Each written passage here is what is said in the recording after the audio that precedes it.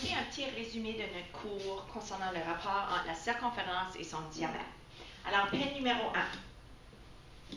Diamètre. Segment de droite qui joint deux points du cercle et qui passe par le centre. Alors, ici on a le centre. Et s'il y a un segment qui passe d'un point ou qui débute à un point du cercle et qui passe par le centre à un autre point du cercle, il s'agit d'un segment. Alors, ici, vous voyez plusieurs exemples de segments. Il s'agit d'un diamètre parce qu'il s'agit de plusieurs segments qui passent par le centre, qui fait que c'est un diamètre. On peut avoir des segments qui ne passent pas par le centre, mais qui rejoignent deux points sur la circonférence, mais il ne s'agit pas d'un diamètre. Alors, il faut bien comprendre la définition de diamètre. Je vais l'effacer. Fait numéro 2, rayon. Alors, c'est la moitié du diamètre.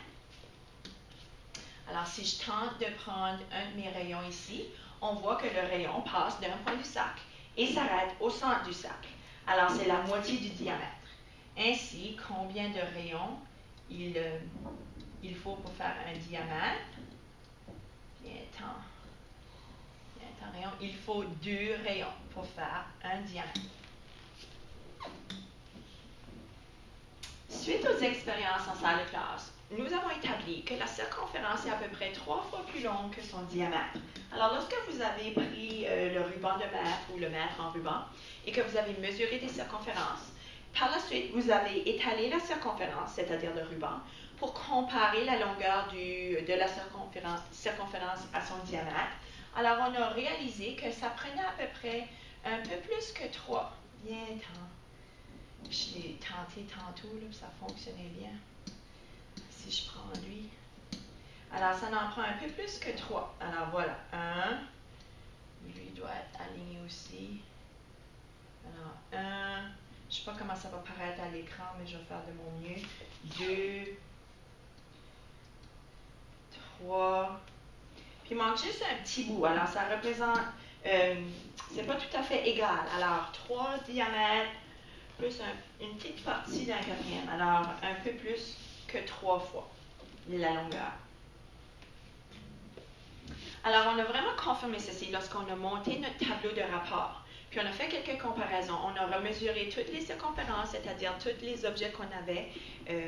Puis, on a aussi mesuré leur diamètre. Par exemple, lorsqu'on a fait la toile de biscuit, on a réalisé que lorsqu'on a comparé, on a fait le rapport de circonférence à diamètre. Son circonférence était 36 cm, son diamètre était 12 cm. Alors, pour simplifier le rapport, pour voir si bel et bien ça représentait 3 fois, que la circonférence était 3 fois le diamètre, on a divisé par 12 afin de ramener le deuxième terme à 1. Alors, justement, 3 à 1, on voyait que le rapport était confirmé. Lorsqu'on a fait la même expérience avec la petite assiette de papier, circonférence était 20 cm, le diamètre était 6 cm. Alors, pour le ramener à 1, il fallait diviser par 6, puis on a vu un rapport de 3,33 centièmes à 1. Alors, toujours présent, le 3. Alors, peine numéro 3, il faut comprendre que le rapport exact entre la circonférence et son diamètre, c'est un nombre irrationnel, et que ce nombre ici est représenté par la lettre grecque. Alors, vous allez beaucoup voir ce symbole, pi. Et il ne s'agit pas d'une quantité, j'ai oublié mon A, il ne s'agit pas d'une quantité bizarre contenue dans les formules mathématiques. C'est vraiment un rapport universel qui est observable dans la nature. Alors, sur une calculatrice scientifique même, vous allez voir une touche identifiée comme pi.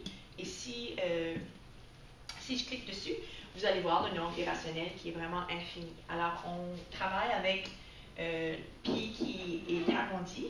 Alors, nous autres, on va lui attribuer la valeur de 3,14 dans notre cours de maths. La valeur est toujours la même, elle ne change jamais. Pi est égal à 3,14.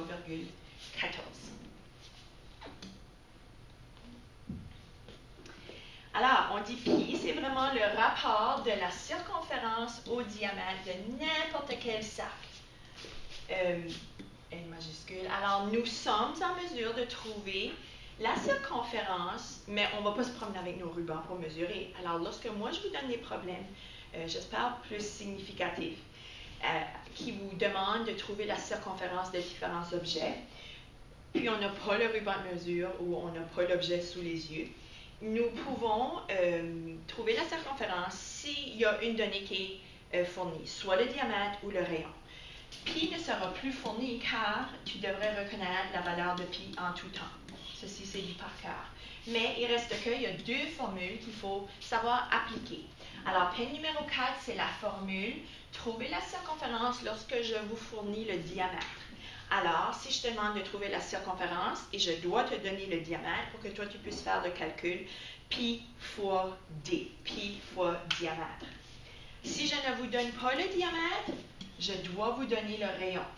Alors, si tu peux toujours trouver la circonférence avec le rayon aussi. C, circonférence, est égal à pi fois 2 fois le rayon, parce que 2 rayons pour un diamètre. Lorsqu'on fait les formules, par contre, ces formules habituellement sont dépourvues de signe de multiplication. Alors, c'est normal de ne pas voir le signe de multiplication.